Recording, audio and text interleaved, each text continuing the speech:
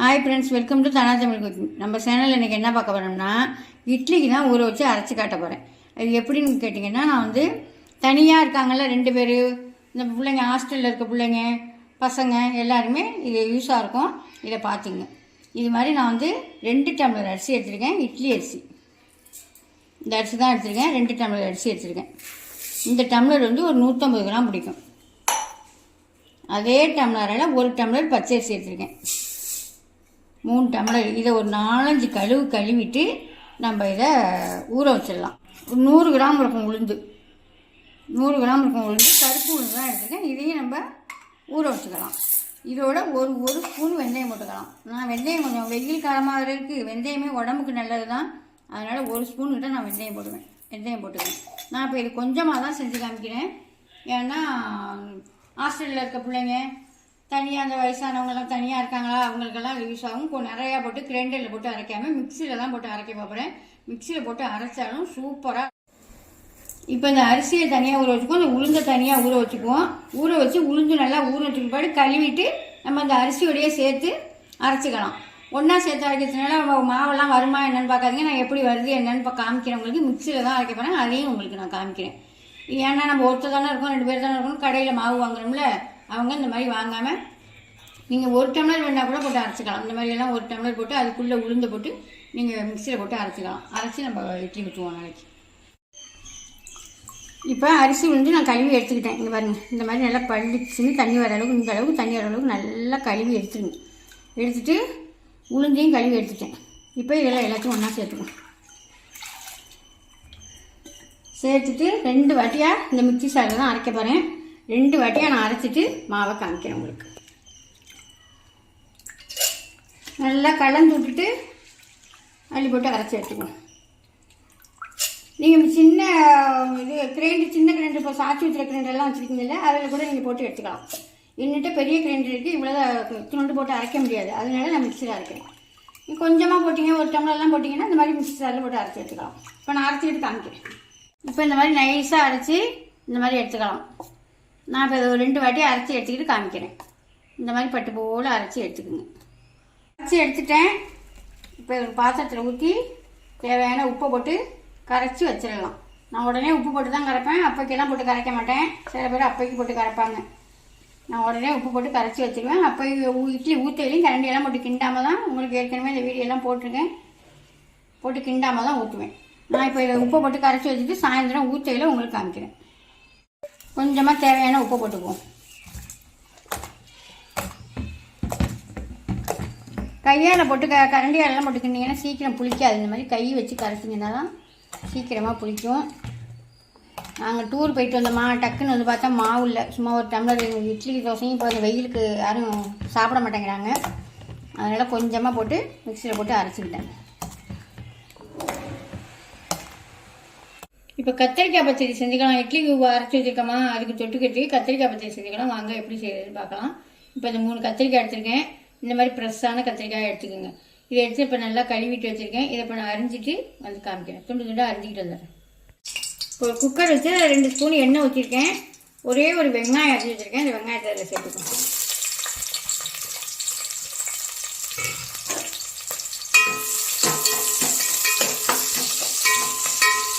ரொம்ப வதங்க வேணாம் வெங்காயம். இப்போ அரிஞ்சு வச்சுருக்க கத்திரிக்காய் சேர்த்துக்கலாம். சேர்த்துட்டு அதையும் சேர்த்து நல்லா வதக்கிக்கலாம். கத்திரிக்காயும் நல்லா வதக்கிட்டு ஒரு 3 தக்காளி எடுத்து அரிஞ்சு வச்சுருக்கேன். அந்த தக்காளியை சேர்த்துக்குவோம்.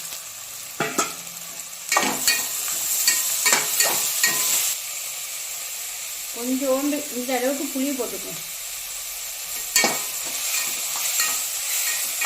சூப்பராக இருக்கும் இந்த கத்திரிக்காய் வளர்க்குறது. இது இட்லிக்கு ஒன்றும் கிடையாது. இட்லி, தோசை, சப்பாத்தி எல்லாத்துக்குமே எடுத்து சாப்பிடலாம்.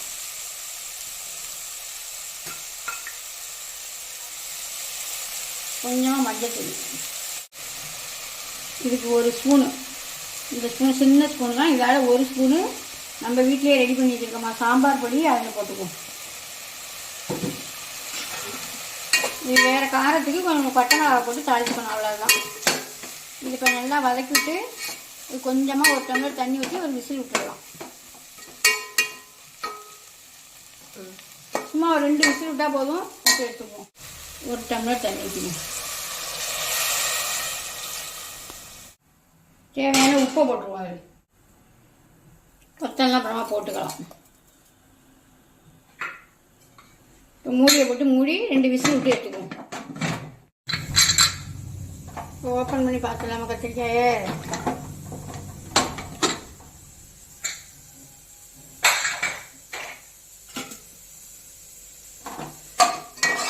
நல்லா கையிலம் போல் ஆயிடுச்சு. இப்போ நல்லா அதை கடைஞ்சி விட்டுருவோம். அதை கடைஞ்சி வச்சு ஒரு மற்ற வச்சு கடைஞ்சி விட்டுருவோம். கத்திரிக்காய் கடைசல் தாளிக்கிறதுக்கு ஒரு 2 ஸ்பூன் எண்ணெய் விட்டு சூடாகிட்டு ஒரு 1/2 ஸ்பூன் ஜீரகம், ஒரு 1/2 ஸ்பூன் வெள்ளை உளுந்து, கொஞ்சோண்டு கடுகு அதை போட்டுக்கலாம். அதில் ஒரு 4 பட்டை மிளகாய்,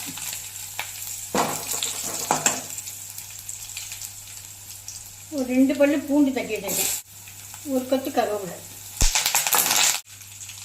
ஒரு சிட்டிகை பெருங்காய பொடி போட்டுக்கோம். இப்போ நம்ம கடைஞ்சி வச்சிருக்க கத்திரிக்காயை சேர்த்துக்கலாம்.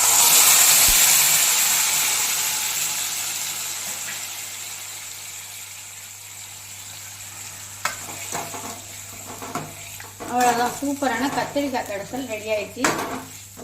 அந்த குக்கரை கொஞ்சோண்டு கழுவி ஊற்றி, கொஞ்சமாக தண்ணி ஊற்றி கழுவி ஊற்றி இந்த மாதிரி கிரேவியாகவே வச்சுக்கலாம். கழுவி ஊற்றிங்க.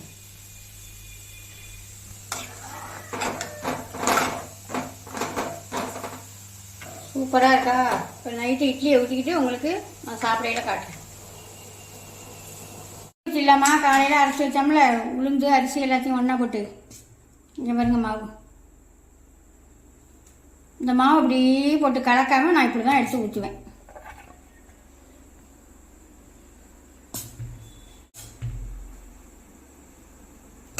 கொஞ்சமாக செய்கிறவங்க இந்த மாதிரி ஒன்றாவே சேர்த்து போட்டு அரைச்சி பாருங்கள். தண்ணி இந்த மாதிரி நல்லா சூடு ஏறிடணும். நான் எடுத்துக்கிட்டு காமிக்கிறேன். இப்போ இட்லி வெந்துட்டு எடுத்துக்கலாம். இந்த மாதிரி விரலில் பார்த்தீங்கன்னா உங்களுக்கு தெரியும். இப்போ எடுத்துக்கோங்க இட்லியை. சூப்பராக வந்துருக்குங்க. நான் கொட்டி காமிக்கிறேன் பாருங்க. துணியில் எதுவும் ஒட்டுதா என்ன ஏதுன்னு பாருங்கள். அவ்வளோதான், கத்திரிக்காய் சட்னி எப்படி இருக்குன்னு பார்ப்போம். கத்திரிக்காய் கடைசல் சூப்பராகவே நல்லாவே இருந்துச்சு. அருமையாக இருக்கும். இட்லி பூ மாதிரி இட்லி சொல்லவே வேண்டியதில்லை. நான் ஊற்றுனாக்கா அப்படி இருக்கும் இட்லி. அது இப்போ நான் எல்லாத்தையும் உளுந்து அரிசியெல்லாம் சேர்த்து போட்டு அரைச்சி போட்டேன். அவ்வளோ அருமையாக இருக்குது. இதே மாதிரி நீங்களும் ஒரு வாட்டி ட்ரை பண்ணி பார்த்துட்டு எப்படி இருக்குன்னு கமெண்ட்டில் சொல்லுங்கள். இந்த கத்திரிக்காய் செஞ்சது மாதிரி கத்திரிக்காய் கடைசலும் செஞ்சு பாருங்கள். அவ்வளோ அருமையாக இருக்குது. இது வந்து சப்பாத்தி, தோசை எல்லாத்துக்குமே இதை வச்சு சாப்பிட்லாம். ஒரு வாட்டி இதை செஞ்சு பார்த்துட்டு சொல்லுங்கள். இந்த வீடியோ உங்களுக்கு பிடிச்சிருக்குன்னு நினைக்கிறேன். பிடிச்சிருந்தா ஒரு லைக் பண்ணுங்கள், ஃப்ரெண்டுக்கெல்லாம் ஷேர் பண்ணுங்கள், மறந்துடாமல் சப்ஸ்கிரைப் பண்ணுங்கள். பாய்.